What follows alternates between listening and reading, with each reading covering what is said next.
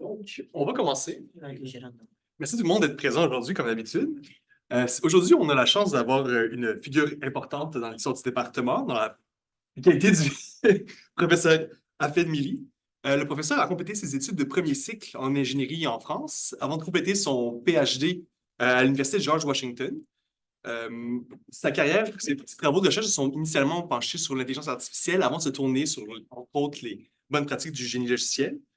Vous êtes ancien directeur et cofondateur du LATES à l'UQAM, qui est le laboratoire de recherche transdisciplinaire sur les écosystèmes informatiques. Et vous êtes auteur de nombreux articles et d'ouvrages sur les bonnes pratiques du génie logiciel. Donc, sans plus tarder. Merci beaucoup. Je me demandais s'il allait, parce que LATES a changé de nom 3 ou 4 fois, on a gardé le même acronyme, mais je voulais m'assurer qu'il avait le bon nom. Tu as le dernier, c'est bon. Donc, en fait, c'est mon ami Eric qui m'a dit, est-ce que tu veux parler? C'est toi qui m'as dit si je voulais parler ou moi je te dis je veux parler? Non, c'est moi qui te dis. OK, je vais faire la pub pour le programme de maîtrise en génie logiciel. Et je lui dis, tiens, ben, ce serait le fun que je parle un peu de recherche en génie logiciel. Donc, je lui ai envoyé un titre, un résumé. Il m'a dit, wow, c'est pas assez sexy, ça. Donc, je lui ai dit, OK, let's go. Donc, j'ai envoyé un titre et un résumé. Puis là, il y a Samuel Giraudot qui m'a dit, ah, ça a l'air super intéressant ce dont tu vas parler. Donc, ça m'a moyennement stressé parce que là, je me suis dit, je ne peux que te décevoir. Donc, après, Samuel là. Hein? Après Samuel donc. C'est Samuel, ouais, c'est ça. OK, donc, je voulais parler un peu de, c'est ça, c'est des réflexions sur le génie logiciel. Je vais aussi parler un peu de certaines recherches que j'ai fait les dernières années, dont certaines impliquent mon ami Jean qui est là. Voilà. OK, donc, ça, c'est intéressant pour nous donner une idée sur le logiciel. Ça m'a toujours impressionné. Apollo 11, c'était 145 000 lignes d'assembleur. Et moi, je me souviens quand j'ai vu la capsule dans un musée, on regarde le hardware intérieur, je dis, aujourd'hui, là, je ne conduirais pas un vélo avec cette instrumentation-là. Donc, imaginez qu'il y avait des personnes qui ont accepté de monter au ciel et de faire le tour de la Lune, là, c'est assez impressionnant. Une dame extraordinaire, Margaret Hamilton, c'est l'ingénieur logiciel qui a dirigé le projet Apollo. Alors, ce qu'ils disent, c'est que la capsule a failli s'écraser. Et c'est parce qu'elle avait prévu ça dans le logiciel qu'ils ont fait un reboot juste à la fin, et c'est ça ce qui a un peu sauvé la mission. Donc, elle avait anticipé un peu des pannes de hardware et elle avait prévu que tu appuies sur le reboot. Donc, ils ont fait le reboot pour que la capsule puisse descendre. Donc, 145 000 lignes d'assembleur. Android, c'est à peu près 12 millions. Okay? Ça nous donne une idée à peu près, c'est 100 fois ce qui a amené Apollo 11 à la Lune. macOS, mon Dieu, c'est 85 millions de lignes de code. Et ce qu'on raconte aujourd'hui, c'est que les voitures de luxe qui sortent aujourd'hui, c'est à peu près 200 millions de lignes de code. Voilà. Donc, voilà, le logiciel, c'est grand comment. Alors, dans l'abstract qui vous a attiré, je comparais ça à d'autres disciplines de génie. Donc, j'ai utilisé l'exemple de la construction, enfin du génie civil. C'était un peu, c'est à la mi-blague là, parce que des échecs spectaculaires dans la construction, on en connaît aussi. Donc, pas sûr qu'on veuille construire toujours logiciel comme on fait la construction. J'ai fait une petite recherche hier en espérant trouver Je n'ai pas trouvé d'exemple simple. Okay? C'est de longues vidéos qui expliquent et qui montrent des bâtiments séparés. L'exemple de l'industrie de la construction, ce n'est pas celle qui est le plus en avant. En fait, la seule qui est pire que l'industrie de la construction, c'est l'industrie de la santé, en termes d'adoption de la technologie. Alors, OK, donc aujourd'hui, on fait des logiciels de 200 millions de lignes de code. Oui, puis ça se passe comment? Alors, ça, c'est le résultat d'études assez récentes de groupe Standish de 2022. Donc, il y a à peu près juste 30% de projets logiciels qu'on peut considérer comme des succès. Il y en a 20% qui sont des outright failures, donc c'est on ferme tout et puis on renvoie tout le monde à la maison. Et challenged, ça peut dire quoi? Des surcoûts, etc. Voilà. Donc, le but de ma le contenu de ma présentation, je vais un peu parler, c'est quoi le génie logiciel? En fait, c'est ce vers quoi le génie logiciel en tant que discipline aspire. Parce que, comme je disais dans l'abstract, c'est encore de l'artisanat. Vous faites une réflexion sur un peu comment les autres métiers, la façon dont on construit les logiciels aujourd'hui, c'est comme la façon dont on construisait les cathédrales au XIIe siècle.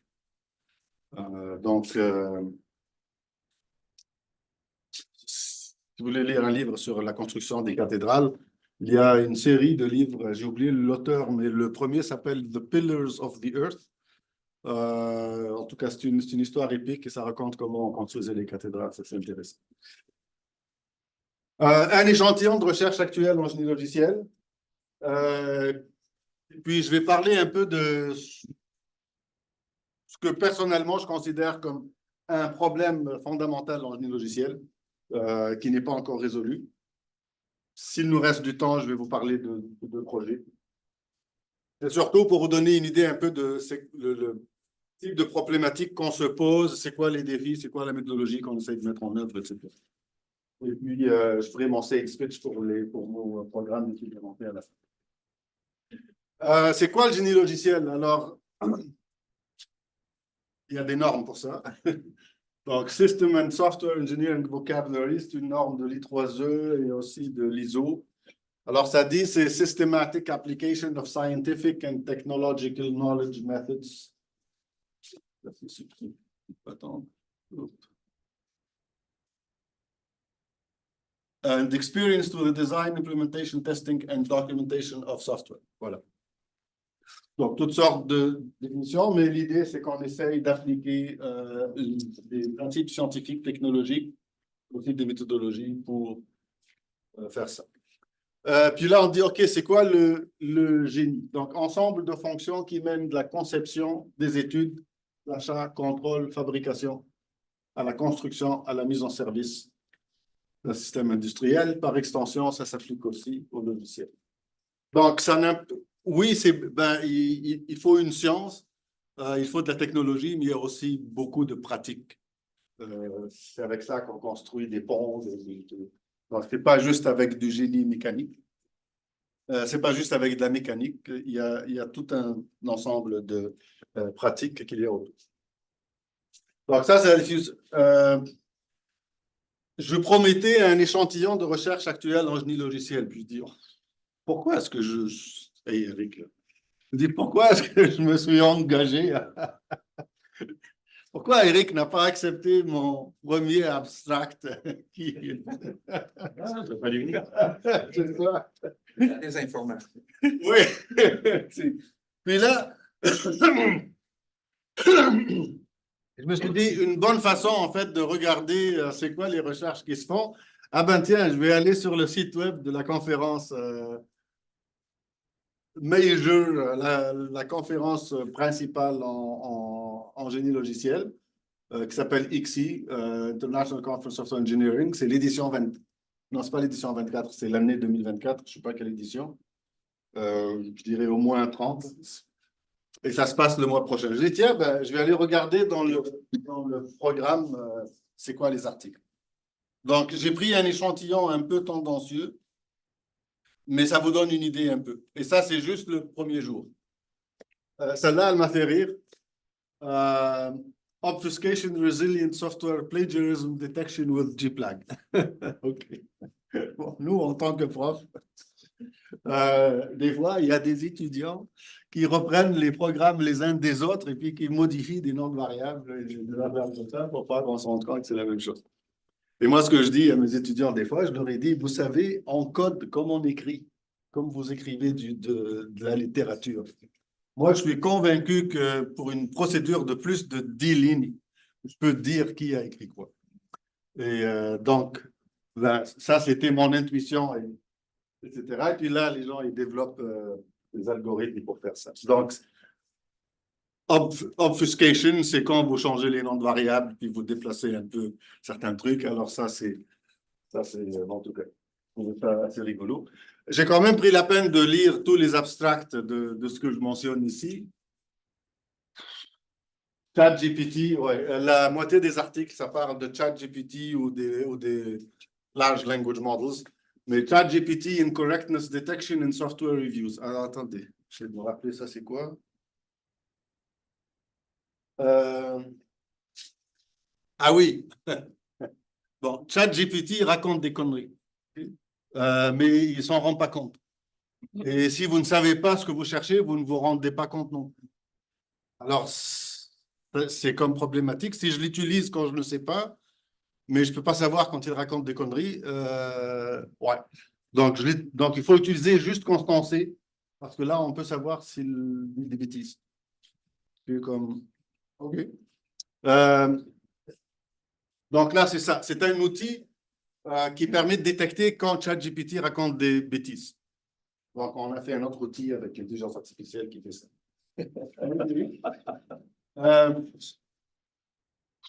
ChatGPT Resistant Screening Instrument for Identifying Non-Programmers. Alors, apparemment, donc, ça parlait de certaines pratiques qu'on utilise quand on fait des tests de sécurité pour distinguer des programmeurs versus des non-programmeurs. Et puis là, il y a du monde qui a développé des trucs avec ChatGPT qui essaye de simuler des non-programmeurs, de simuler des programmeurs. Puis là, on développe des outils pour détecter que c'est en fait que c'est pas des. Donc, c'est ChatGPT pour. C'est comment battre ChatGPT, ChatGPT, abattre ChatGPT. Très drôle. Uncovering the causes of emotion in software development communities. Donc, pourquoi quand vous développez, vous vous énervez? Et là, je me suis rappelé, alors peut-être que ça vous dit quelque chose. Alors, je ne sais pas, ça va faire quoi, ça? Ah, vous devez la connaître, celle-là. Donc, ça, c'est un développeur. Bon, OK. Bon, donc, on essaye de comprendre qu'est-ce qui anime ce monsieur. Je ne savais pas que le son allait sortir. Sinon... Alors, ça fait l'objet de recherche. Comment j'éteins cette cochonnerie-là? OK, c'est bon, c'est parti. Non. Attends, oui, vas-y. Ah ouais, c'est bien aussi ça. Ouais, on va l'enlever avant que. Ouais, c'est bon. OK. Donc, ça. Oui, donc, dans la recherche sur des logiciels, on s'intéresse aussi aux aspects humains. Are prompt engineering and... Okay. Très intéressant. Analyzing software energy consumption. Donc, et puis apparemment, ce gars-là... Hein? J'avance ton affaire, mais je vais me demander, est-ce qu'il y a un lien entre la consommation d'énergie d'un algorithme, d'un software, etc., et sa performance globale? Est-ce que quelque chose qui consomme moins d'énergie va être plus performant? Il fait la même job, là, j'ai l'impression que oui. Oui, le peu que j'ai lu, comme je dis, j'ai lu un peu l'abstract hier, là, oui, effectivement, ça parle aussi des aspects algorithmiques. Ça parle beaucoup des aspects algorithmiques aussi. Oui, donc analyse et puis bon, le gars, ils lui ont donné 90 minutes, là, c'est comme, c'est un keynote. Formal specification, OK, ça c'est cool, ça. Dommage que Quentin ne soit pas là. J'ai dit, OK, enfin de l'informatique. Symbol specific specification of interprocedural distributed environment problems. OK. Donc, ça, c'est pour l'analyse de code. L'analyse de code. Jean aussi, ça l'intéresse. Bon, je n'ai pas très bien compris le résumé, mais quand vous faites de l'analyse de code, les appels entre procédures, c'est un peu plus compliqué à analyser. Et puis ça, c'est pour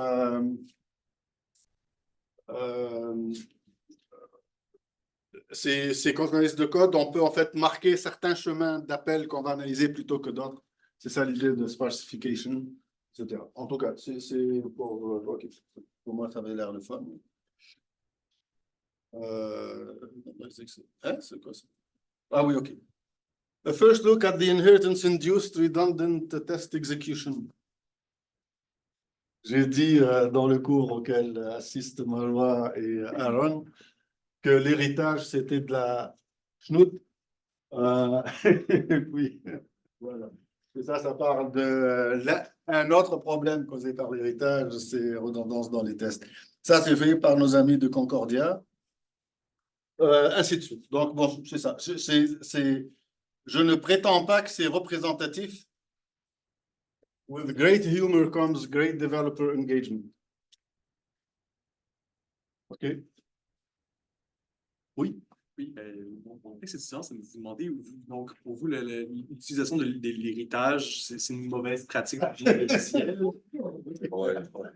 Donc, il part, là. Oui, on pourrait passer le reste de l'heure là-dessus. Parfait, on repasse sur ça. C'est bon.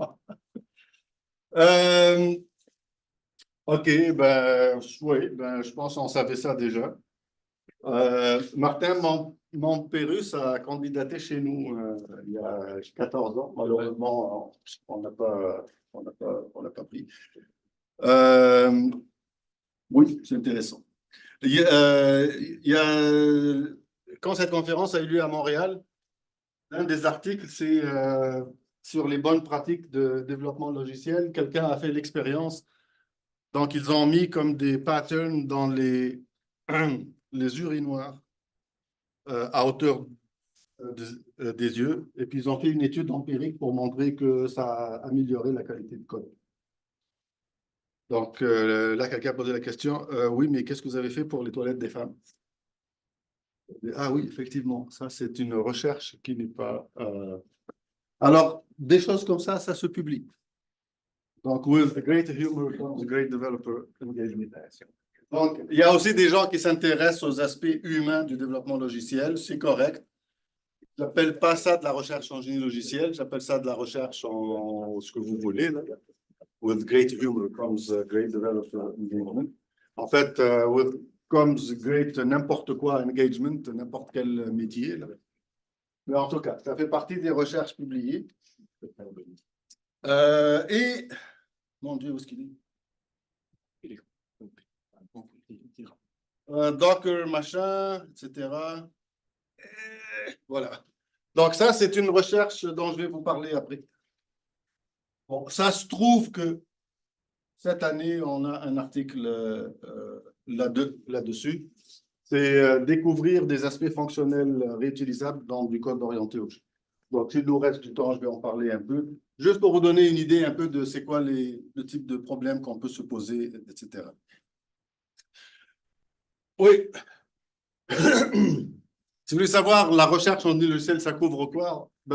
Ça, c'est les disciplines pertinentes au génie logiciel. Jean adore le SWBOK, Software Engineering Body of Knowledge.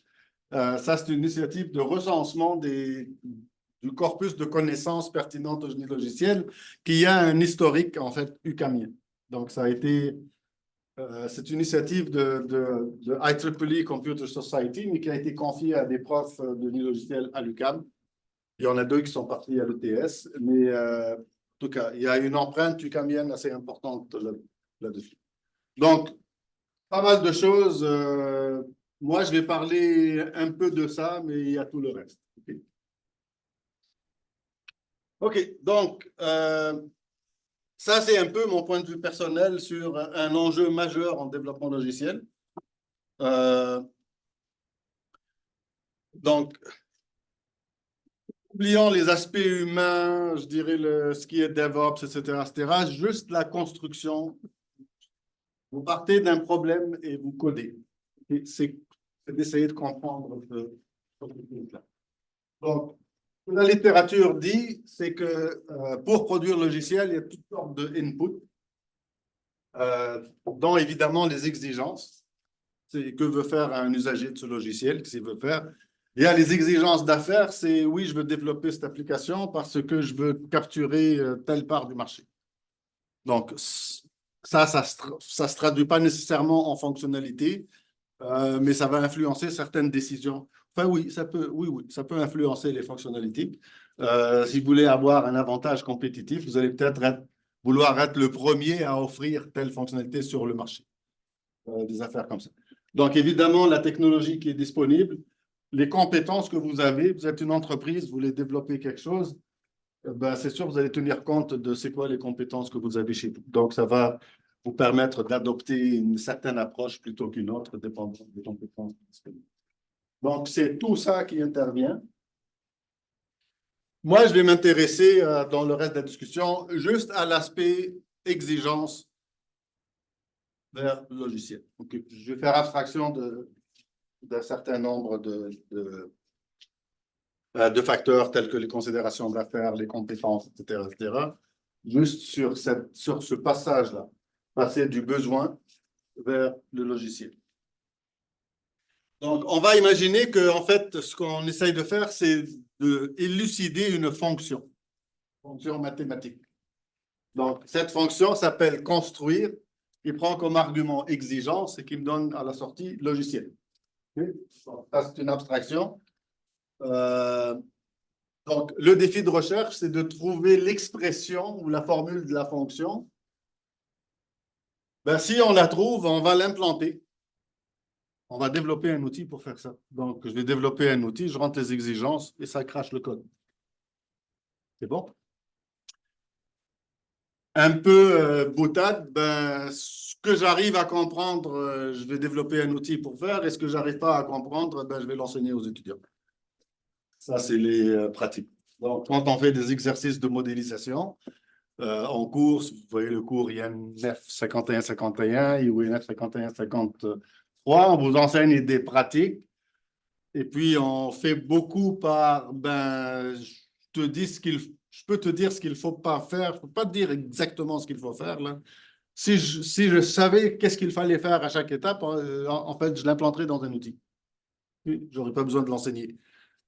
Mais je vais te donner les bonnes pratiques, ce qu'il ne faut pas faire, puis fais quelque chose, puis je vais te dire si c'est bon ou si ce n'est pas bon. Okay? Donc, c'est un peu ça la dichotomie. Ce que je comprends bien au point de le formuler, je peux le mettre dans un outil. Ce qui est plus compliqué, on l'enseigne comme nouvelle pratique, comme bonne pratique, etc. Donc, pour élucider cette fonction, ce que je vais faire, c'est je vais essayer de comprendre c'est quoi le... Oui. Si je comprends bien, on ne développera jamais rien si on n'est pas capable de résoudre un problème X avec, vu qu'il faut qu'on l'enseigne au prochain. Si on ne trouve jamais la réponse au problème, on tourne en rond. Est-ce qu'on va le montrer à quelqu'un d'autre, mais lui non plus, on ne pourra pas lui expliquer.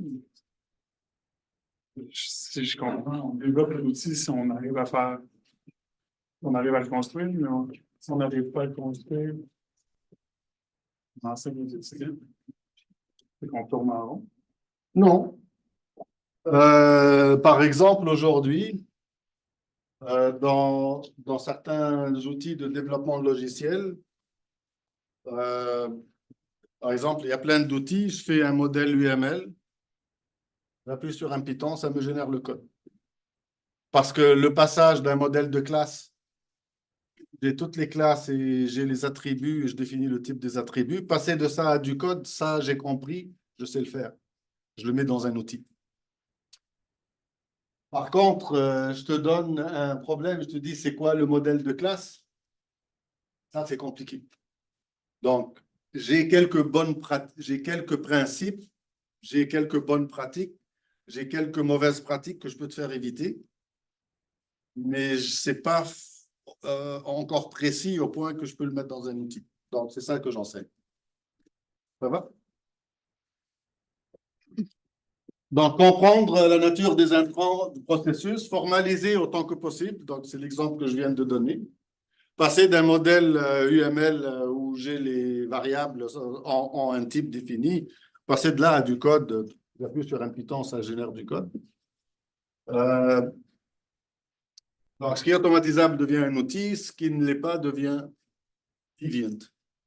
Ça, c'est PowerPoint qui me corrige tout le temps, là. Devient un cours de génie logiciel. Des fois, ça fait des corrections loufoques et même pas sortables. Alors, c'est quoi les trois approches que la recherche a utilisées jusque-là pour formaliser, pour résoudre ce problème-là? Comment je passe d'un besoin à du code? Okay. Un, c'est formalisation et opérationnalisation des connaissances de développement. Ben, dit, OK, ben, je vais essayer de comprendre qu'est-ce qui est impliqué dans le processus. Deuxième approche, c'est réutilisation. Donc, je vais réutiliser des réalisations passées. Donc, je dis, ben, je ne comprends pas, c'est un processus mystérieux. Mais quelqu'un, pour ce problème-là, a développé ça. Mon problème ressemble à ce problème-là, je vais réutiliser leur solution. Okay? Ça, c'est le principe de la réutilisation. Je dirais la troisième démarche, c'est l'apprentissage machine. Ça, c'est, je dirais, la version récente de l'apprentissage machine. Alors, je vais vous parler un tout petit peu des trois.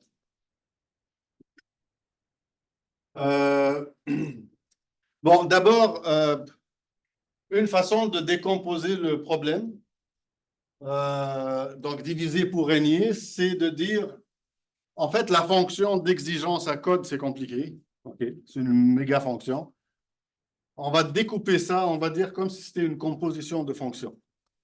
Donc, je passe des exigences du besoin de l'usager à analyse. Dans l'analyse, je décris quelle forme aura le logiciel, un logiciel qui répondrait aux besoins.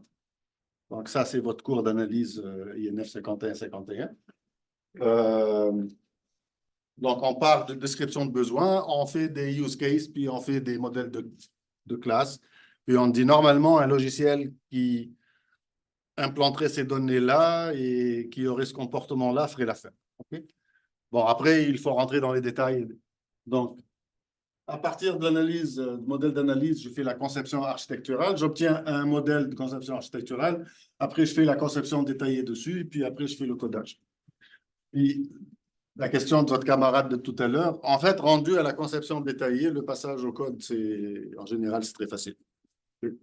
Au moins pour l'entête. Pour le corps des fonctions, c'est un peu plus compliqué. Mais pour l'entête, je passe de là à les outils le font. Si vous utilisez Eclipse, vous avez le framework EMF, Eclipse Meta Modeling Framework. Non, c'est Modeling Framework, ça s'appelle. Ben, vous dessinez un diagramme de classe, vous appuyez sur le Python, ça vous génère les classes Java. Donc, ça se fait, ça ne présente plus de problème. Donc, c'est cette stratégie-là qu'on va utiliser pour simplifier le problème. Ça, c'est une abstraction d'esprit. On sait depuis longtemps que le cycle de développement de logiciels, c'est exigence, analyse, etc. Mais pour les fins de notre discussion, ça simplifie un peu la discussion. Donc, je vais réutiliser ce diagramme. Donc, c'est cette patente-là que je vais essayer de caractériser. Donc, ce passage d'exigence vers le logiciel. Et celle-là, je vais la faire je vais juste la découper en 4 tranches pratiques. Analyse, conception architecturale, conception détaillée, codage. Oui, ça va nous aider un peu à comprendre les autres affaires. Alors, l'approche, ça c'est l'approche IA de ma génération. Donc, ce que disait Jean tout à l'heure. C'est l'approche formalisation de connaissances. Donc, dans l'IA des années 80, l'idée c'est de dire, quand on veut faire réaliser une tâche par un programme, donc le savoir-faire, c'est ce qu'on appelle une connaissance procédurale. Okay? Moi, je sais construire telle affaire, je sais conduire un vélo, je sais faire un vase avec de la poterie, etc. Ça, c'est du savoir-faire. Et ça s'appelle, dans le jargon, ça s'appelait connaissance procédurale. Donc, l'idée, c'est de dire, OK, si j'ai un domaine où j'ai une compétence procédurale, je vais essayer de voir est-ce que je peux comprendre cette compétence procédurale ou au moins une partie de cette compétence-là est-ce que je peux la traduire sous la forme d'une compétence générique que j'applique sur un modèle? Donc, j'ai un gros bout, un gros bloc de compétences procédurales.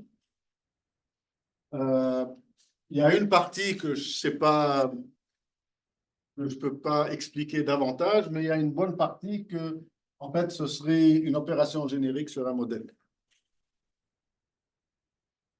L'exemple je vais revenir au même exemple, la conception. Donc, je vais faire la conception. Il y a une partie qui est encore obscure. Je ne sais pas comment, à partir d'un modèle d'analyse et d'exigences architecturales, de performance, etc., je ne sais pas comment je fais la conception architecturale. Comment je dis, OK, avec ça, je vais faire une architecture 3 tiers avec telle caractéristique, puis je vais mettre les modules dans des Docker, et ainsi de suite. OK. Je ne sais pas comment ça marche.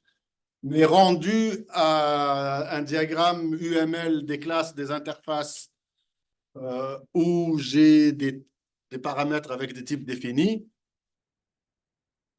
la génération, le codage à partir de ça, je sais le faire. Donc, c'est une opération générique de transformation de modèle UML en du code. Donc, je développe une opération de génération, un module de génération de code que j'applique sur un modèle UML détaillé. Donc, ça, c'est une partie que j'ai réussi à formaliser. J'ai compris ce que ça implique. C'est une transformation sur un modèle. Le reste, c'est resté une boîte noire. OK? Donc, c'est une connaissance procédurale. Donc, c'est ça l'approche qu'utilisait l'IA symbolique, si vous voulez. Donc, je pars d'une connaissance procédurale, puis je me rends compte qu'il y a une partie de ce savoir-faire qui est une opération générique sur un modèle. Il reste une partie boîte noire que je ne suis pas encore arrivé à formaliser. Donc, déjà, je fais ça. Traduction, j'arrive à générer du code à partir d'un modèle de conception détaillé. Il me reste la conception. OK, ben ça, je continue à faire des recherches. Peut-être que là aussi, je vais faire émerger un autre pattern de solution ou une autre façon de faire. Et donc, je fais ça répétitivement en essayant de réduire ce qui est connaissance boîte noire et élargir l'espace de ce qui est opération générique sur un modèle. Donc, ça, c'est un peu la métaphore qui a été utilisée en recherche là-dessus. Donc, c'est ce que je viens de dire. Ce qu'on réussit à transformer devient un outil. Donc, la connaissance procédurale qui devient opération générique sur un modèle, ben ça devient un outil. Okay? Ce qui reste, c'est l'autre boîte noire. Donc, je reviens au même point que tout à l'heure. Ce qui reste, c'est la partie boîte noire. Ben, ça, c'est un cours de génie logiciel. On vous enseigne ce que les outils ne font pas. La raison pour laquelle j'ai veillé tard hier, ça, c'est en tout cas, je vous le conseille. C'est un vieil article qui date de 87. Et ça explique un peu ce que je viens de dire. Non, ce que je viens de dire explique un peu ce que cet article fait. Okay. C'est le Programmer, donc c'est un programme de recherche qui s'appelle Programmer's Apprentice. Hier, j'ai commencé à lire pour trouver des analogies. Bon, en tout cas, c'est devenu trop compliqué. Je dis, OK, je ne peux pas le faire pour demain. Mais je vous suggère très, très fortement de le lire si ça vous intéresse. Et si des affaires telles que Copilot, etc., vous intéressent aujourd'hui. Vous lisez ça, vous avez l'impression de lire quelque chose qui parle de Copilot, mais avec une approche un peu différente. Donc, c'est... voilà. Réutilisation. Quand j'ai arrêté de travailler sur l'IA, c'était vers 92, 93, en fait, j'ai commencé à travailler sur la réutilisation de logiciels. Là, l'idée se dit, écoute, ce passage de problème à solution, c'est mystérieux pour moi, je ne sais pas comment ça marche. Par contre, si j'ai un problème, si quelqu'un a déjà résolu un problème semblable, ben, je vais réutiliser la solution. Simplement. Donc, je n'ai pas besoin de comprendre comment la personne a fait pour le résoudre, mais je sais que le problème ressemble, je vais réutiliser la solution. Donc, si notre problème ressemble au problème déjà résolu, alors on va tenter de réutiliser la solution telle qu'elle ou moyennant une petite adaptation. Sinon, je vais le développer à partir de zéro. Bon, ça, on sait que les développeurs, on aime développer. OK? Je te donne une idée, projet à faire, tu dis, tu fais une recherche, tu dis, j'ai rien trouvé, je vais le développer moi-même. Voilà. Donc, si on trouve rien, si on trouve que le problème n'a pas été résolu, on va le développer nous-mêmes.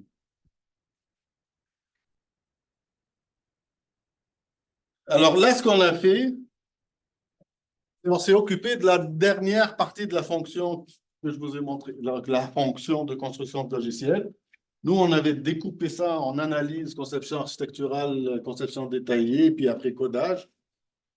La réutilisation de librairie, ça résout une partie de ça. OK, je ne vais pas refaire une autre classe de collection ou une autre fonction qui fait le tri de tableaux. Ça a déjà été fait, donc je vais réutiliser. Alors, ça ne couvre pas tous mes besoins ici, évidemment, mais les besoins récurrents, voilà. Donc, c'est des fonctions ou les classes de la librairie. Donc, j'ai avancé un tout petit peu ici. J'ai résolu une partie de mon problème. Ah, les maudits patrons de conception. Là, on s'est intéressé à l'étape de conception détaillée. Donc, ton analyse, ça c'est spécifique à ton problème. Conception architecturale, whatever, ça dépend de quoi tes exigences, etc. Le codage, tu développeras le... Ah, par contre, si tu as eu ce problème-là, par exemple, tu veux développer un code qui peut rouler sur plusieurs plateformes et donc il faut que tu fasses abstraction un peu du concept de fenêtre, window, etc. Donc, tu vas utiliser bridge pattern, etc. Voilà. Donc, ça permet de résoudre une partie des problèmes de conception détaillée. Ça ne règle ni l'architecture, ni le codage. Après le code, tu le... Alors, dans les recherches qu'on fait, des fois, on essaye de se rendre jusqu'au code, là, de dire, ben, écoute, donne-moi ton modèle de classe, et moi, je vais te dire si un patron s'applique, et si je trouve qu'un patron s'applique, ben, je peux en fait générer le code. Ça, c'était la thèse de doctorat d'une ex-étudiante à moi qui est maintenant prof à l'ETS. Elle a justement travaillé sur cet aspect-là. Étant donné un modèle de classe, reconnaître l'opportunité d'un patron de conception et puis appliquer le patron sur le modèle pour générer les entêtes de classe, les interfaces et puis une partie du code. Donc, on peut se rendre un peu plus loin. Les frameworks. Là, il y a une partie de conception architecturale. Donc, dans chaque framework, il y a un ensemble de services Dans chaque framework, il y a un ensemble de services qui sont offerts. Ça incarne une solution architecturale. Il y a des bouts de patrons de conception aussi, puis il y a du code. Donc, dans chaque framework, il y a des fonctions que vous pouvez réutiliser, etc. Donc, ça ne résout pas tout. C'est encore une solution déjà réalisée pour un problème récurrent, quel que soit le framework, soit Flask. De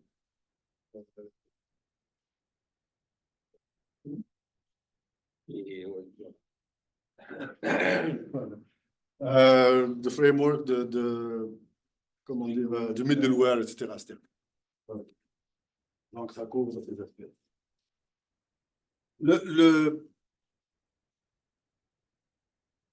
C'est pas un hasard que ça, il n'y a pas encore beaucoup de solutions. Parce qu'en fait, c'est en ce qui me concerne, c'est l'étape la plus compliquée. C'est de passer, parce que ici, je suis déjà dans le domaine de solutions. Ici, je parle de logiciel. Si c'est conception, je parle de logiciel. Si c'est conception détaillée, je parle de logiciel. Je parle de logiciel. Le passage du domaine, de ton domaine métier, à une description de logiciel, ça, c'est compliqué. C'est la raison pour laquelle c'est la dernière partie qu'on n'a pas encore résolue.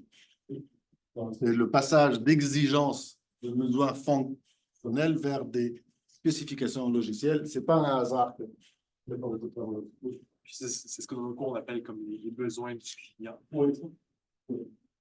C'est partir des besoins d'un client pour décrire à quoi va ressembler le logiciel.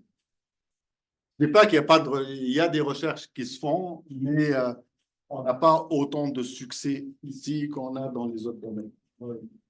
Certains de mes anciens étudiants ont travaillé sur cet aspect-là. L'une des approches, c'est en fait, on va regarder les modèles de processus d'affaires, par exemple, qu'on veut informatiser, et d'essayer d'en déduire. Si j'ai une idée sur le processus d'affaires, ben, je peux avoir une assez bonne idée sur à quoi va ressembler le logiciel qui va automatiser ce processus d'affaires-là. Donc, c'est ça un peu l'approche. Donc, c'est ça. Troisième, alors, est-ce qu'on va se trouver comment... Alors là, ça, c'est mon 5 minutes de polémique. Il y a une autre approche, ça, c'est le machine learning. Donc, je prends le code qu'il y a dans GitLab.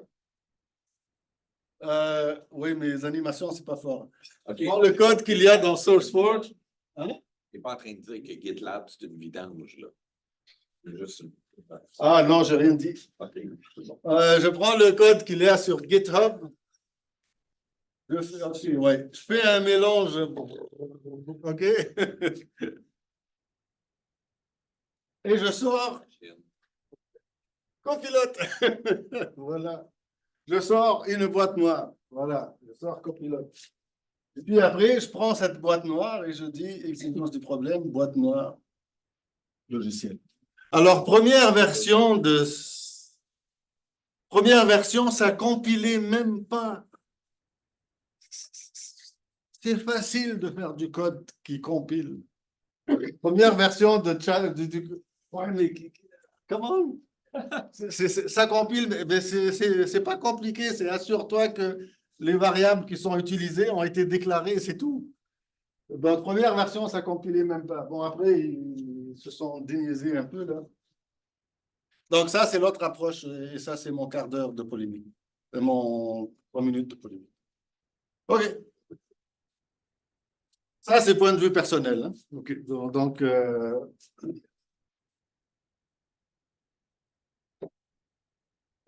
je vais prendre quelques minutes pour vous parler un peu de projets sur lesquels je travaille ou j'ai travaillé récemment. C'est surtout pour vous donner une idée de, OK, concrètement, quand on veut faire de la recherche en logiciel, c'est quoi le type de problème qu'on peut résoudre? Comment est-ce qu'on formule les hypothèses? Qu'est-ce qu'on essaye de résoudre, etc. Donc,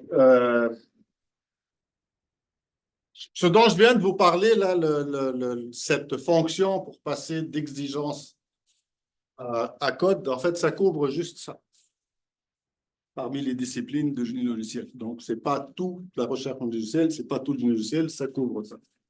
Donc, d'exigence.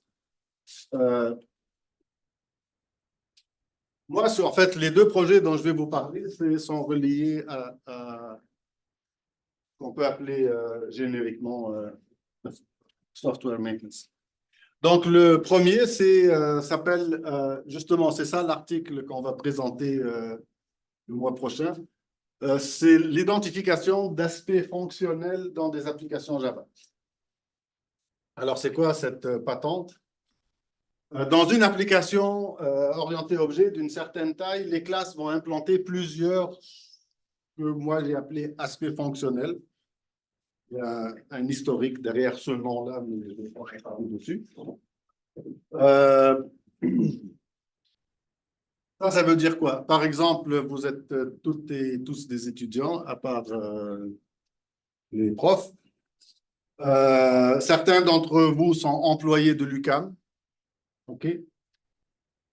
Donc, si je devais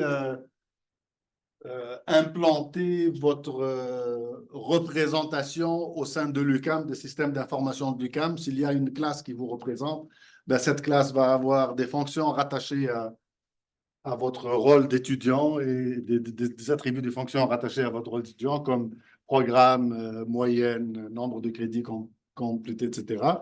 et des attributs et des fonctions qui sont rattachés à vos fonctions de correcteur ou correctrice ou whatever, ok? Avec numéro d'assurance sociale, avec paye. Donc, on va avoir des attributs et des fonctions qui sont propres à chaque aspect.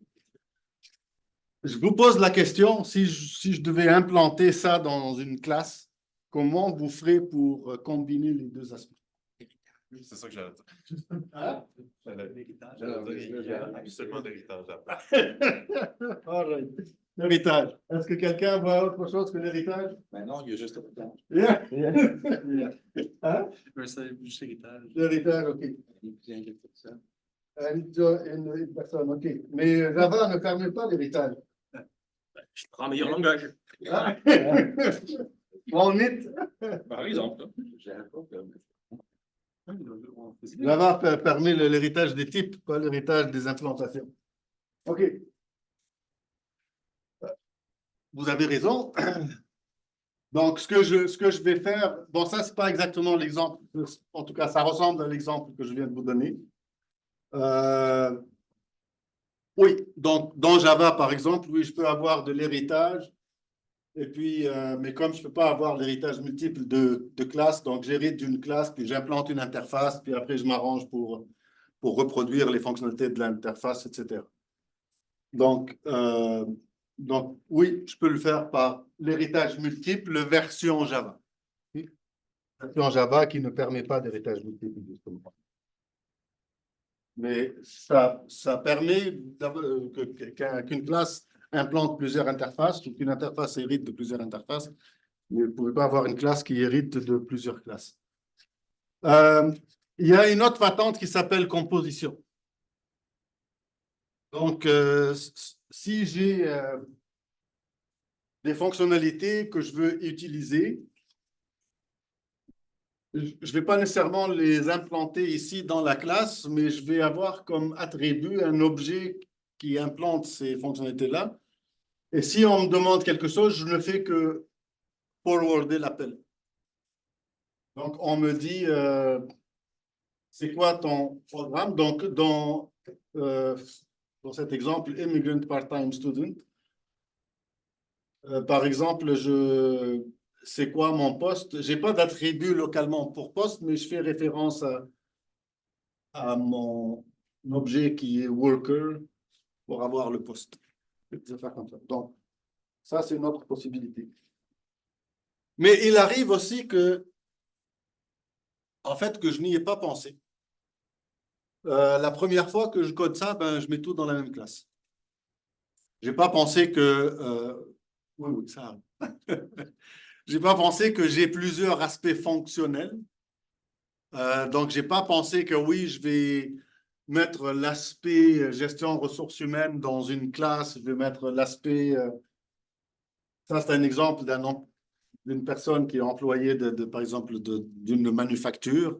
Donc, oui, elle va avoir un dossier à la paye, mais c'est aussi, il faut que je la cédule sur les chaînes de montage ou sur les machins. Donc, il faut que je sache quelle machine elle peut opérer. Puis, j'ai des calendriers. Donc, je vais avoir des attributs, des fonctions reliées à chaque aspect fonctionnel. Donc, ça arrive qu'on ne s'en rende pas compte. Enfin, qu'on n'ait pas le recul pour penser à modulariser ça et qu'on mette tout dans la même classe. Okay. Bon. Là, je vous ai montré dans les 2 slides précédents le cas où, oui, j'avais vu ça. C'est arrivé souvent que j'ai des étudiants qui sont aussi des travailleurs. Puis là, j'ai pris le temps et j'ai conçu les fonctionnalités d'étudiants dans une classe, les fonctionnalités de travail dans une autre classe, puis je me suis arrangé pour les combiner, soit avec l'héritage multiple ou avec l'agrégation ou la combinaison des deux. Mais si je suis sous le rush, puis on m'a dit, OK, implante ça, et puis j'ai implanté, bon, j'ai tout mis dans une même classe. Alors nous, le problème de recherche qu'on s'est posé, c'est identifier ou recouvrir les aspects fonctionnels composant une application. Donc, une grosse application qui gère vos dossiers à l'UQAM. Puis ce que je veux, c'est extraire des différentes classes les aspects liés juste à l'aspect études, des aspects liés juste au volet travail, par exemple. Alors, la façon dont on s'y est pris, c'est, on s'est dit, OK, on me présente ce problème en tant que développeuse ou développeur, je ferai quoi? Donc, recenser les différentes façons que l'on peut utiliser pour incarner et composer des aspects fonctionnels distincts dans le même code base. Donc là, je viens de vous les montrer. Caractériser les empreintes dans le code, c'est comment je veux le reconnaître dans le code. Bon, l'héritage multiple, les interfaces, ça c'est facile. Je regarde le code, je vais voir les classes qui héritent d'une classe et qui implantent une interface, par exemple, qui n'est pas dans le... Là où une classe qui a des attributs qui sont des objets d'autres classes métiers. Ça, c'est... Ce qui est un peu plus compliqué, c'est ce cas-là. Ça, c'est un peu plus compliqué. Donc, tout est dans la même classe. Comment reconnaître que les choses sont reliées à différents aspects fonctionnels. Donc, caractériser les empreintes que laisseraient ces différentes façons dans le code, développer des algorithmes pour détecter ces empreintes. Donc, les algorithmes vont détecter ces empreintes. Je dis, OK, ben ça, c'est potentiellement un cas d'aspect fonctionnel composé. Puis là, je les fais valider. Puis là, je les montre à un développeur. Est-ce que ça représente vraiment une feature, un aspect fonctionnel? OK. Donc, traitant chaque occurrence d'empreinte comme une composition ou intégration d'un aspect fonctionnel, valider l'aspect candidat pour sa pertinence et sa qualité par des êtres humains ou des étudiants. Par des développeurs, c'est-à-dire réels, ou nous, on est des universitaires, donc on n'a pas accès à de vrais développeurs, donc souvent, on va inviter les étudiants à participer à ces expériences. Je vous épargne les aspects algorithmiques.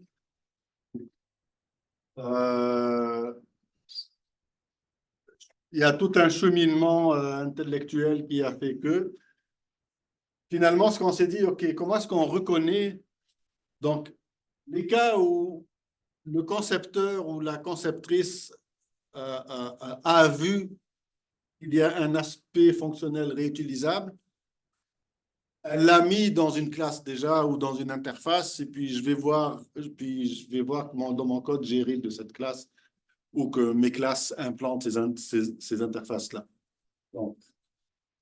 Mais les cas où ça va juste apparaître, ça va être incorporé dans la classe sont... Là, on reconnaît qu'il y a peut-être un aspect fonctionnel réutilisable si les mêmes méthodes apparaissent à différents endroits de la hiérarchie de classe. Je dis, ah, mais c'est les mêmes maudites méthodes. Il y a ces trois méthodes-là, elles sont là et puis elles sont apparues là. Peut-être parce que ça n'a pas été développé par la même personne ou par la même personne un an d'intervalle. Donc, ça va être ça notre indice. C'est que, il y a peut-être un aspect fonctionnel réutilisable là. Donc, lorsque je vois un ensemble de méthodes, peu importe elles apparaissent où, là, est-ce qu'elles apparaissent tous dans une classe ou il y en a une qui apparaît dans une classe et les autres apparaissent dans des sous-classes.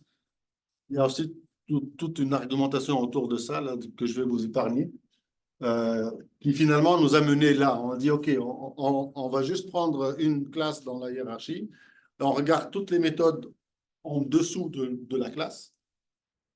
Et si on trouve le même ensemble dans deux endroits différents de la hiérarchie de code base, notre hypothèse, c'est que ça représente un aspect fonctionnel, c'est que ça représente potentiellement un aspect fonctionnel réutilisable. Après, il faut le valider. Donc, on a l'algorithme lui-même, c'est pas moi qui l'ai fait, c'est Petko Valchev, un prof chez nous. Moi, je l'ai codé. On l'a appliqué à 5 packages, FreeMind, Java Webmail, JDraw, JReverse Pro et Lucene. Ça, c'est de vieilles versions, hein, parce que ça, c'était un sujet de doctorat d'une étudiante qui a fini 10 ans à peu près. Là, on l'a fait sur des versions récentes, mais on l'a essayé sur des packages existants. Je vous épargne les détails.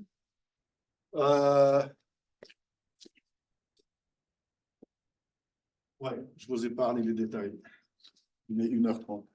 Donc, tout ce que je peux vous dire, c'est résultats prometteurs. Après, la question qu'on s'est posée, c'est OK, donc je regarde le code, j'identifie des regroupements de fonctions et je dis ça représente donc des regroupements de fonctions récurrents qui sont apparus à différents endroits dans la hiérarchie de classe. Et là, je me dis, OK, ça, c'est des candidats potentiels. Je les fais valider par les développeurs. Ils vont me dire, ouais, pas sûr, etc. OK. Donc, nous, on a trouvé que oui, c'est résultats prometteurs. La question, c'est, OK, si c'était vraiment des regroupements fonctionnels potentiellement intéressants, est-ce que dans des versions subséquentes du logiciel, est-ce que ça a été mis dans une classe? Peut-être que quelqu'un a regardé ça, m'a dit, ben, écoute, c'est les mêmes méthodes que j'ai implantées là et là. En fait, ça représente une fonctionnalité, je vais les mettre dans une classe. Donc, on essaie de regarder si dans les versions subséquentes, est-ce que ces candidats potentiels, est-ce qu'elles se sont retrouvées comme classes dans des versions subséquentes. Donc, c'est ça le travail qu'on est en train de faire maintenant, auquel Jean participe, ne serait-ce que par l'écoute. Voilà. Ça vous donne une idée. Donc, je ne vais pas vous parler du deuxième. Le deuxième, c'est de la réingénierie orientée service d'application Java aussi. Ça implique regarder le code, les graphes d'appel. Les frameworks nous donnent du fil à retordre. L'analyse, ça part d'un graphe d'appel. Je lis du code, je fais de l'analyse statique du code, puis je construis un graphe d'appel. Donc, telle fonction appelle telle fonction, puis j'essaie de trouver des patterns dans ces graphes d'appel pour dire ce regroupement, ça représente un service. Le problème, c'est que dans les applications moyennement complexes, elles vont faire appel à un framework où il fait le lien entre différentes parties du code. Donc, si vous développez une application, là, je vais dire peut-être n'importe quoi, là, mais si vous développez une application React avec Node à l'autre bout, je regarde la partie React, elle fait appel à un URL. Puis à l'autre bout, du côté serveur, l'URL est traduit en un nom de fonction. Mais du côté client, je n'appelle pas la fonction qui est du côté serveur. Je ne sais pas comment elle s'appelle. Du côté client, je mets un URL. Si je dois analyser ce code-là, il n'y a rien qui me dit que ça appelle ça. Okay? Donc, on est obligé de faire de l'eau, de rajouter ces liens-là de façon explicite.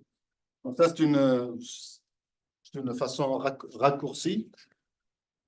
Des fois, on est pris dans petite niaiserie. Là, donc, oui, on avait cette grosse idée.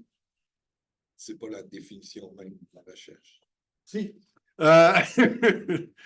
Donc, on avait cette grande idée, je fais de la migration d'applications.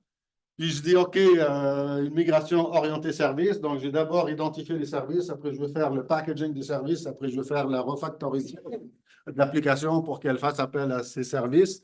Puis après, je dis, OK, pour l'identification de services, j'ai besoin d'identifier des clusters d'appels à l'intérieur d'un graphe d'appel. Puis après, je regarde le graphe d'appel et je me rends compte que le graphe d'appel est disjoint. Donc, du côté client, il y a les fonctions qui s'appellent, puis après, poup! Puis après, j'ai le côté serveur et j'ai une autre partie du graphe d'appel. Et je n'ai pas moyen de faire le lien entre les deux. Puis je bloque là. Et à ce moment-là, ça devient ça mon problème à résoudre. Et puis, ça peut être des thèses là-dessus. Voilà. Donc, ça, c'est les deux sujets. Études d'avancée en génie logiciel. Donc, d'abord, il y a la maîtrise en informatique. Le directeur est Étienne Gagnon. Ça, c'est moi. Donc, je dirige depuis 2 mois la maîtrise professionnelle DESS en génie logiciel. Bon, ça, c'est un peu moins... c'est moins pertinent, là, mais il y a aussi une maîtrise professionnelle en intelligence et gestion de données. Aziz, je n'avais pas eu le temps de mettre le code du programme, mais vous pourrez, pour la maîtrise en recherche, c'est 6 cours et un mémoire de 27 crédits, avec différentes possibilités, avec différentes spécialités. Je le mets quand même si moi, c'est cette partie-là qui me concerne. Vous avez entre 10 et 13 cours avancés en génie logiciel. Avec 10 cours, vous avez une activité de recherche de 15 crédits. Ça, c'est 2 sessions à peu près. Ça peut être l'occasion de... Vous pouvez essayer, voir si la recherche, ça vous tente. Vous pouvez le faire avec 15 crédits plutôt que la maîtrise en informatique où c'est 27. Ou si vous faites les 13 cours, à ce moment-là, c'est juste un stage de projet technique. Ça, c'est un exemple de cours que vous avez dans la MGL. Et on est en train de la réviser en ce moment pour la booster, là, pour la rendre plus intéressante. J'ai fini.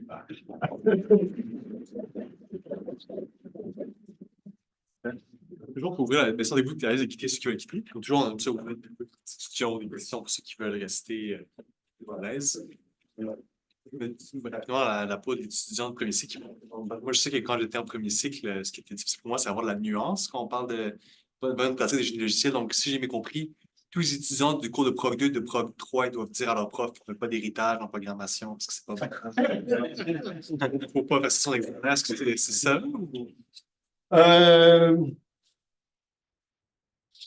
OK. Rapidement. Oui, rapidement, oui.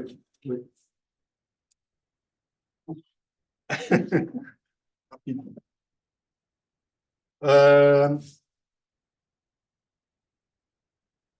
Comme toute bonne chose, il faut l'utiliser à bon escient, à petite dose. OK, l'héritage. Alors, l'héritage.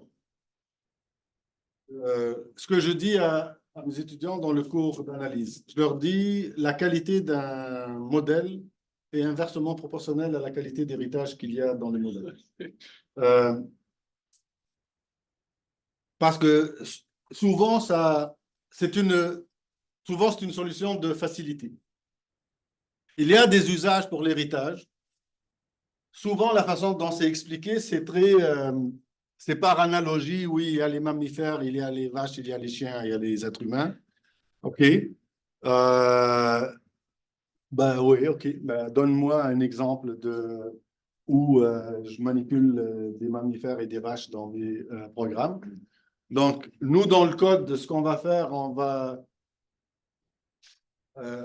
il faut faire la distinction entre... Bon, Java fait cette distinction-là entre les interfaces et les classes. Donc, est-ce que c'est au niveau du type? Est-ce que c'est au niveau du comportement? Donc, est-ce que cet objet comprend ces méthodes FGH? Si j'ai un autre objet qui comprend FGH plus d'autres méthodes, oui, je peux faire d'héritage là. Mais ça introduit une complexité. À ce moment-là, il faut regarder le trade-off entre cette complexité et qu'est-ce que je gagne en réutilisant FGH. Alors, si tout ce que je gagne, c'est 2 attributs et 2 getter et setter, big deal. Donc, je vais complexifier ma structure de code juste pour réutiliser un attribut et 2 getters. Par exemple, ce que je vois souvent dans les modèles, la plupart des étudiants commencent par... Donc, tu leur demandes de faire un modèle de n'importe quoi, ils te font une hiérarchie d'usagers du système. Je dis, OK, il y a usager, il y a machin. Bon, d'abord, pour moi, ça, c'est un problème secondaire. Parle-moi de ton domaine d'abord, et puis après, on va se préoccuper de la hiérarchie des usagers. Après, bon, attends, tu veux réutiliser quoi? Tu veux réutiliser le fait que tu aies un nom de compte et un mot de passe? C'est parce que entre un client et un employé, c'est quoi le lien? À part juste que les deux ont un compte sur ton site web. Après, en fait, on sait faire ça dans les systèmes d'exploitation, c'est des rôles. Donc, c'est le même code d'usager, mais c'est des rôles. C'est du role-based access. Donc, si moi j'ai un compte à l'UQAM, c'est le même, c'est le code MS. Avec ça, j'ai accès à résultats. Avec ça, j'ai accès à GitLab et à SonarQube, bien sûr. Là, en tant que directeur de programme, j'ai accès à d'autres applications, mais je n'ai pas 15 000 comptes. Donc, je suis professeur, utilisateur de GitLab, directeur de programme. J'ai un compte. Ouais. Ben, si je comprends bien, et pour ça, je parle de la composition. Oui. Oui. La composition, très souvent, oui. Donc, moi, ce que je dis aux étudiants, c'est utiliser l'héritage en dernier recours. Et très souvent, c'est-à-dire, quand tu vois une relation d'héritage, il faut prouver que c'est ta seule solution. Donc, très souvent, il y a la question de rôle. Donc, je n'ai pas besoin de compte étudiant prof. Il y a un an, j'ai pris un cours comme étudiant. Donc, je suis allé assister. Bon, je ne me suis pas inscrit officiellement, mais j'ai assisté au cours. Mais est-ce que ça veut dire que l'UQAM aurait eu à créer un autre compte à FedMili pour moi? Il y a des employés de l'UQAM dans différents services qui prennent des cours, etc. Donc, c'est la question de rôle. Donc, à chaque fois que vous voyez une relation d'héritage, posez des questions. Est-ce que c'est une question de rôle? Oui, alors juste rajoute un attribut rôle dans ta classe, puis je peux avoir tel rôle, ou je peux peut-être même avoir plusieurs rôles. Après, l'autre question, c'est est-ce que c'est une question d'état? Par exemple, j'ai commande, que je peux avoir commande en cours, commande exécutée, commande annulée. Tu ne fais pas d'héritage avec ça, là. Ben, il y en a qui font ça. Donc là, tu dis, est-ce que c'est différents états d'un objet? Si c'est oui, enlève ça.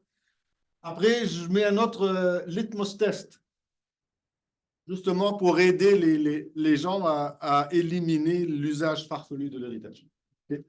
Mais quand on y pense vraiment, il y a très peu de situations qui nécessitent l'héritage et où l'héritage est... Il faut être nuancé sa réflexion et comprendre que c'est un outil. Oui, oui, oui. Mais moi, il faut que je choque. Donc, moi, pour amener mes étudiants à la nuance, je suis catégorique. Parce qu'ils ont appris sur plusieurs cours l'héritage. Je dis, hop. Mais c'est à peu près vrai. C'est assez mis en nous. Oui, oui, oui. Parce que les exemples que tu donnes, c'est pour dire que l'héritage, c'est un peu boiteux. C'est des exemples boiteux d'utilisation d'héritage. Mais ça représente 98% des utilisations de l'héritage. Donc, à un moment donné, est-ce que c'est l'héritage ou est-ce que c'est son usage? Oui, c'est son usage. Oui, mais quand c'est à 98%, quand l'héritage a tel potentiel d'être mal utilisé, tu laisses tomber. Je vais intercéder parce que je donne le cours au principe avancé des entreprises. 90% par d'héritage. Oui. Je suis à moitié d'accord avec AFED. Donc, si ça vous intéresse d'en savoir plus, prenez le cours. Du donner du bonbon, pas juste. Après, les gens disent ce qu'ils veulent. Mais le problème principal de l'héritage, c'est le mauvais enseignement universitaire du paradigme et la mauvaise mise en œuvre dans les langages de programmation mainstream. Qui fait que tu es contraint à des utilisages sous-optimaux par des gens qui n'ont pas été formés correctement pour. Alors forcément, tu obtiens 90% de genoux. Et c'est à ce moment-là que tu te demandes est-ce que ça vaut vraiment la peine. Ça vaut la peine si tu l'apprends bien et si les outils te les fournissent correctement. Et dans ce cas-là, tu as énormément de puissance expressive et de qualité de génie logiciel que tu cherchais. Alors, mais est-ce que juste l'héritage de multiples d'interfaces, est-ce que ça ne ferait pas la... Non, ça ne suffit pas. Justement, dans tes exemples, ça ne marche pas. Oui, oui. Suis le cours, tu verras que tu apprendras les choses. Ça y est, là, la polémique vient de... Moi, je vais prendre un cours par session. Ouais. Malgré ta grande expérience avec l'héritage, est-ce que c'est déjà arrivé dans un cas où tu t'es dit, Faire de l'héritage, ça peut être une bonne idée. Et plus tard, au bout de la ligne, en merde, j'ai des problèmes à cause de l'héritage que je m'attendais. Non, parce que je dis à mes étudiants quelque chose, vous êtes sera d'accord, qui s'appelle le rasoir de Privas. Si tu hésites entre de l'agrégation, le rasoir de Privas, si tu hésites entre de l'agrégation et de l'héritage, c'est que c'était de l'agrégation.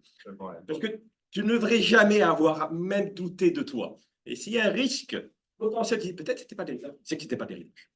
J'ai le même niveau pour le rasoir de Métaprivat, qui dit si tu hésites entre une super classe et une métaclasse, c'est que c'était une super classe. Ouais. Si je pense que vous avez une question. Ah oui, vas-y. Pose ma question. Parle de ta question dans les réponses. Répondre plus au niveau administratif. Pour l'activité de recherche de 15 crédits, est-ce que ça prend un superviseur de thèse ou un professeur qui t'accompagne avec l'activité de recherche? La même chose pour le projet technique. Oui, oui. Puis, pour s'en trouver un, est-ce qu'il faut juste cogner aux portes? Ça peut être ça aussi. Je les conseillerais d'envoyer des courriels parce que la majorité des portes sont fermées. Les portes figuratives. C'est pour ça qu'il va. Lire des articles des professeurs qui t'intéressent, ça aide. Ouais, s'assurer que ton projet, que ton idée de départ ou ce qui te passionne fit avec le prof. Deuxième check, est-ce qu'il y a un fit? Êtes-vous capable de vous parler 5 minutes sans vous taper ses nerfs? Et après ça, tu peux pousser. Ouais. Tu passes le cap des 5 minutes. Ouais, c'est ça. Non, c'est important. Parce que c'est long. Mais sur le site du département, il y a une page avec tous les professeurs et tous leurs domaines, spécialités. Ça permet de filtrer rapidement. Et il y a les vidéos des autres mercredis recherche. Voilà. Puis, si vous trouvez un prof qui n'est pas sur des méthodes de recherche, il y a toujours des pages scolaires où est-ce que vous pouvez voir tous leurs papiers, généralement, sont tous là. Ça vaut pas le coup. S'il n'y a pas de mercredi recherche, c'est open. Fait que là, tu vois si leur d'intérêt. Déjà, merci pour cette belle présentation. Merci. Je suis Cédric Kiengo, je suis très débutant. Je suis à ma première session en baccalauréat et je débute encore avec la conception et l'orienté objet en général. Et vu votre grande expérience, je suis un peu choqué de ce que j'ai pu entendre. Plusieurs raisons, parce que déjà, il y a beaucoup de choses que je n'ai pas vraiment appréhendées dans la présentation, c'est normal. La question que je me pose, c'est, je me pose plusieurs questions, mais je vais commencer par la première, quelque part quand même. Je me dis, si on part du principe que l'héritage ne doit pas être trop utilisé, même pas, on va dire comme ça, on ne doit même pas utiliser l'héritage, ou très peu, si vraiment c'est obligatoire. Si on part dans la conception d'un système comme celui de l'UQAM, par exemple, est-ce qu'il n'y aurait pas trop de place, par exemple? Est-ce qu'il n'y aurait pas de répétition de code trop dans je dis, par exemple, si on prend des classes comme enseignants, étudiants, travailleurs, par exemple, il y a des fonctions qui doivent normalement appartenir à toutes ces classes-là. Est-ce que ça ne fait pas trop de répétition? C'est ma question. Donc, il faudrait l'héritage pour contrevenir à ça. Si je comprends bien. Vraiment, je pense que l'héritage, c'est, dans ce cas-là, je vais définir une classe qui a les propriétés que je veux, et puis chaque personne va hériter de ces classes-là, de ces propriétés-là, de ces méthodes-là, pour pouvoir avancer. Et si on part du principe qu'on ne va pas utiliser l'héritage, que c'est une mauvaise pratique, par exemple, est-ce que ça ne ferait pas un trop grand coup? La question, c'est qu'est-ce que vous allez... Bon, d'abord, il y a l'héritage, il y a l'agrégation, et l'autre façon de réutiliser. Et l'héritage, ça vient avec des inconvénients. Okay? L'un des inconvénients, c'est ce qu'on appelle le couplage entre la classe et ses sous-classes. Donc, le développement orienté objet, l'un des premiers objectifs, c'est de réduire le couplage. C'est de réduire le couplage entre différentes parties d'un programme en faisant de l'encapsulation. Donc, un objet, ça regroupe, ça comprend les données plus les fonctions qui manipulent ces données, mais la structure interne de ces données n'est pas visible de l'extérieur. Donc, ça, c'est bon, tout le monde a compris, c'est le information hiding. Mais entre une classe et ses sous-classes, tout est ouvert.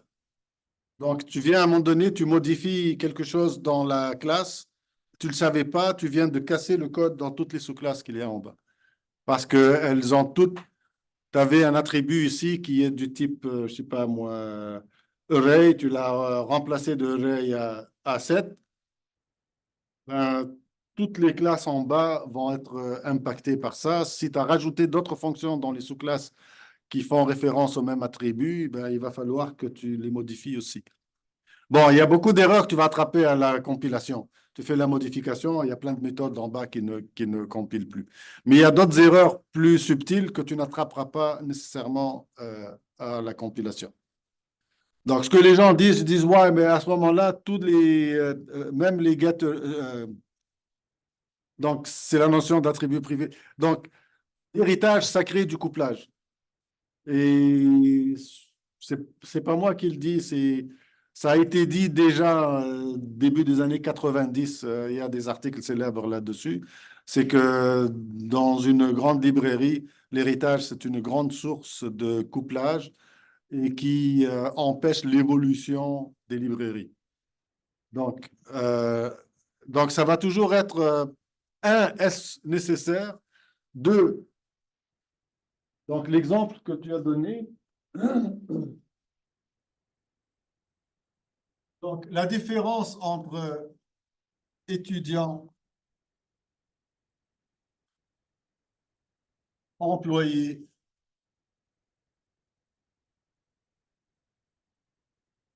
et je ne sais pas quoi, bon, tu dis ils ont des attributs en commun.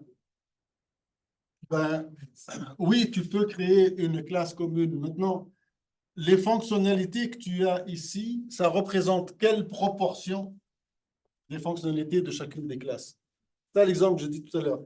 Si c'est juste deux attributs, nom, prénom et les getters et les setters, ça ne vaut pas la peine. Puis c'est pas grave qu'il y ait une répétition d'avoir attribut nom, prénom deux fois. Ouais. À la limite, je vais créer une classe qui va s'appeler ID. Il va avoir nom, prénom, et puis je vais faire deux relations d'agrégation, tout simplement.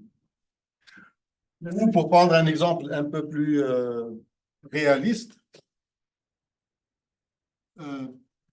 usagé dans le sens du système informatique, donc le code MS, machin. Oui, c'est plus intéressant de faire toutes ces classes-là qui ont comme attribut un usager qui contient ton code MS, ton mot de passe, etc., plutôt que artificiellement mettre ça comme une superclasse. Surtout, c'est une autre superclasse plus intéressante de laquelle je peux hériter beaucoup de choses, beaucoup de fonctionnalités. Mais vu qu'ils nous enseignent ça dans le premier cours, les pages et tout, est-ce que c'est pour enseigner une autre façon de penser aux profs dans les premiers cours? Est-ce que je peux juste faire une note de ce que je pense, même si c'est pour ma présentation? Sur les deux questions qui sont... Ah non, attends, comment? Est-ce que je peux dire ce que je pense sur deux questions, sur Oh. deux tâches? Tu peux dire ce que tu penses sur ce que tu veux. On apprend à marcher avant de courir, on apprend à courir avant de sauter, puis après tu fais des pirouettes. Quand tu commences ton bac, on te présente des concepts simplifiés, modélisés à l'extrême. On ne met pas deux retours dans une fonction. L'héritage se fait de telle manière. C'est vraiment, c'est mis dans une petite boîte pour que vous puissiez comme comprendre la base. Puis après ça, à la deuxième, troisième année, là, vous commencez à développer votre esprit critique, vous comprenez les concepts. Puis là, après ça, là, il y a des discussions qui arrivent. Est-ce que ça, c'est meilleur? Est-ce que ça, c'est meilleur? Est-ce que ça, c'est meilleur? Quand vous évoluez, vous allez prendre vos propres décisions, vous allez avoir vos propres opinions. Il n'y a personne qui a une vérité absolue là-dessus. Moi, c'est ça, mais moi, c'est plus si je décide de faire comme vous montrez là, dans mes premiers cours. Vous allez vous faire taper ses doigts. C'est ça que je veux. C'est comme ça que le système marche. C'est les profs, quand ils sont donnés comme mission de vous apprendre la base de manière basique, pour vous donner trop de liberté pour pas vous partiez partout à gauche puis à droite. Parce que j'ai fait le cégep là, en tant que tel en informatique, puis j'ai quand même une base, mais je refais mes premiers cours parce que ça fait longtemps que je ne les ai pas faits. Puis je me sens restreint, puis je fais comme, ben, si je fais pas ça comme. Juste manger ta pelule, ça va, tu sais, à deuxième année, troisième année, tu vas avoir plus de liberté dans des projets qui sont plus ouverts. Puis là, tu t'occuperas, là. C'est plate, mais genre des cours de première session, deuxième session, c'est genre, tu fais ce qu'on te dit. Tu montres que tu as compris ce que le gars voulait te dire ou ce que la prof voulait te dire. Et après ça, tu évolues, puis tu fais tes C'est le pédagogique, ça va là. Ouais. C'est ce que moi, je suis parti zéro quand j'étais dans le programme, puis ça m'a beaucoup aidé là, au départ d'avoir d'être un vélo à 4 roues. Je parle de vélo directement. Je pense que ça aide. C'est ça, il est trop évolué, là. En fait, il est évolué. Mais c'était pour C'est mon domaine. Ouais, c'est ça. C'est ça, il faut faire la part des choses. Donc, je ne suis pas un utilisateur de ça. C'est mon domaine, oui. Je ne suis pas juste un utilisateur. Pour aller en maîtrise en génie, il faut faire des cours de maths en particulier. Parce que. Génie logiciel. Effectivement. Maths. Ben, c'est ça, le génie logiciel puis le génie, comme on connaît, genre ETS, l'ingénierie, c'est deux affaires séparées, même si ça a le même nom. Vous n'avez pas votre type Ça, c'était tout un gros débat entre. Est-ce qu'on a une. Là, l'autre question, est-ce qu'à la fin, vu que c'est du génie, on a une bague ou on a. Non, Non, tu n'as pas de vague. Ça a été même jusqu'en cours, ça. Ainsi, L'Ordre des ingénieurs du Québec, qui ne voulait pas que les universités utilisent le terme génie logiciel sans qu'il y ait des cours de génie, justement. Et puis, donc, il y a eu une grosse bataille et finalement, les universités ont eu gain de cause. Là. Mais l'Ordre des ingénieurs du Québec essaye de remettre ça régulièrement. Tous les 10 ans à peu près. Tous les 10 ans, oui, c'est ça. Mais bon, tu n'auras pas de bague, mais tu n'as pas non plus à prendre des cours de thermodynamique. Tu De ne pas avoir les cours de maths parce que. n'as pas besoin de faire de cours de thermodynamique. Ah, non, Pas de physique du point non plus, c'est cool. Hein? Il n'y a pas de physique du il point. n'y a pas de Il n'y a pas de physique, oui. Bien, merci pour la réponse, c'était assez explicite. Maintenant, j'ai une question de votre point de vue en tant qu'assez expérimenté. Je veux dire, le génie logiciel, c'est du génie, ça veut dire que ça respecte les normes du génie. Je vais prendre un génie qui est assez courant, le génie logiciel, le génie civil. En génie civil, par exemple, pour construire ce bâtiment, on ne va pas prendre la fenêtre de ce bâtiment ici. Maintenant, en génie logiciel, je veux savoir comment est-ce qu'on évalue la qualité des concepts, je veux dire, de ce qu'on prend, de ce qu'on réutilise pour notre propre logiciel. Et à la fin, comment est-ce qu'on évalue la qualité d'un logiciel sur le plan de la conception, du code et du contenu. Fais la maîtrise en génie logiciel. Ça, on ne peut pas le résoudre. Ah, OK. OK, c'est bon. Où est-ce qu'elle est? Tu veux que je retourne de 5 en arrière? Qualité, productivité du logiciel, assurance qualité, mesures, etc. Oui. Donc, oui, ça, c'est des concepts avancés, mais qu'on voit plus dans la maîtrise. Comment est-ce qu'on évalue la qualité du code? Il y a des critères déjà connus. Par exemple, vous regardez un programme et vous pouvez estimer les mesures de cohésion et de couplage entre différentes parties du programme. Ça, vous pouvez le faire avec de l'analyse de code. Donc, le couplage dans le monde procédural, si tu as une variable globale qui est utilisée mais qui n'est pas passée en paramètres, ça s'appelle un fort couplage, etc. Donc, ça, on a des outils qui peuvent calculer ça. Il y a un outil qui vient d'être installé qui s'appelle SonarQube qui fait plein de ces vérifications-là sur le code et qui va détecter les mauvaises pratiques. Donc, il y a des mauvaises pratiques dans le code qui sont documentées. On appelle ça des code smells. Toutes sortes de mauvaises pratiques. Par exemple, vous utilisez une chaîne de caractères, mais de façon littérale à différents endroits dans votre code, plutôt que vous le déclarez. Vous déclarez une variable string, vous lui affectez la chaîne de caractères, après vous utilisez la variable dans vos tests. Ou bon, La première fois qu'elle apparaît, vous la mettez telle quelle. Après, vous en avez besoin de nouveau. Vous n'y pensez pas, vous la remettez de nouveau. Donc, je dis par exemple if pour titre égal equals INF 51. OK. Et blablabla. Bla, bla, bla, bla. La première fois que vous le voyez, je vous dis non, je ne vais pas créer une variable pour me mettre. Je vais la mettre comme ça. Plus tard, vous faites un autre test if equals INF 51. Bam!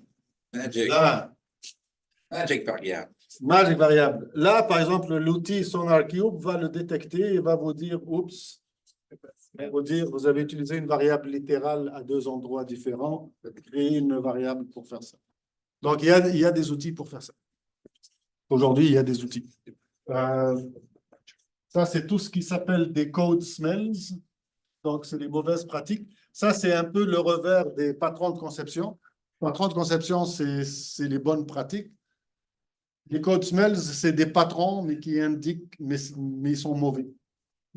Ou des fois, il y en a qui appellent ça des anti-patrons. Les code smells, ça, c'est des trucs au niveau du code. Donc, il y a plein de monde qui fait des recherches là-dessus. C'est un sujet de recherche en tant que tel, en soi. Puis les gens développent des outils pour détecter ces affaires-là. Donc, ce qu'il y a dans SonarCube, ben, c'est des résultats de recherche qui ont été implantés dans un outil. Est-ce que ça répond à votre question? C'est juste que malheureusement, notre outil SonarCube n'est pas une version payante, donc les langages sont semi-limités. Oui. Donc, c'est que pas disponible. Il y a certains langages comme ça qui sont pas, mais il y a quand même, si vous faites du web, vous êtes couvert. Et c'est disponible gratuitement pour vous autres. Ça couvre toutes les questions. C'est pas autre chose. Venez, applaudissements pour vous remercier. Puis, message pour YouTube en ligne. Il y a une bouteille qui a été oubliée la semaine dernière. Je m'assure que dans la caméra, bouteille cap jaune oubliée la semaine dernière. On a vu que la moitié.